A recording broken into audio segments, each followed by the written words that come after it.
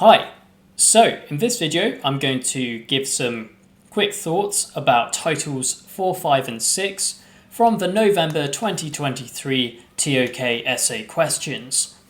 I will be putting up more detailed videos for each title, so do subscribe if you want to catch those. Also, for any tutoring or feedback, feel free to message me at tom@toklifeline.com. Right, let's start with title 4, which is it problematic that knowledge is so often shaped by the values of those who produce it? Discuss with reference to any two areas of knowledge. So this is a pretty nice question.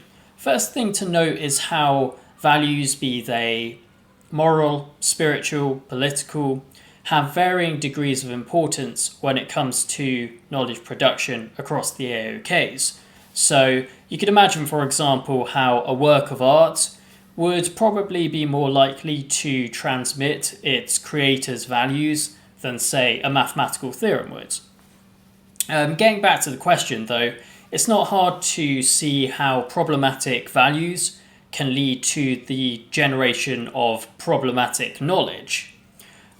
So you only need to look at something like eugenics or other forms of scientific racism to see this is the case.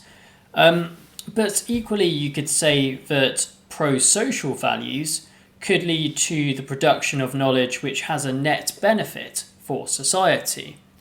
So, for example, in the human sciences, maybe taking a more humanistic approach within a particular discipline could help contribute to a more compassionate society in the long run. So yeah, basically this question is asking you to make a judgment on value-based knowledge production. Right, title 5, I'm probably going to need a breath for this one.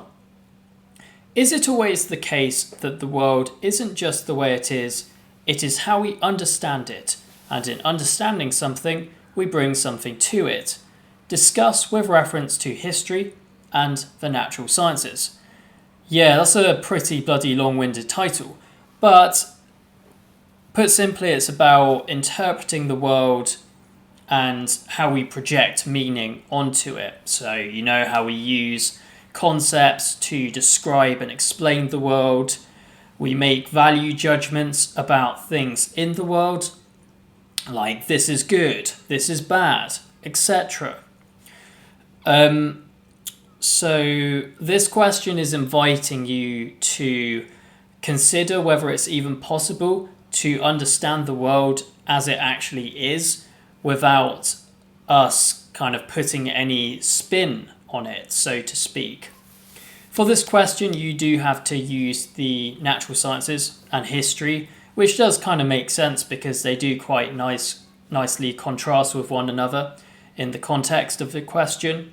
Because on the one hand, you have history, which deals a lot in perspective-based knowledge, whereas the natural sciences seeks to describe the world in objective terms. Right, and finally, title 6. Faced with a vast amount of knowledge, how do we select what is significant for the acquisition of knowledge? Discuss with reference to the natural sciences and one other area of knowledge.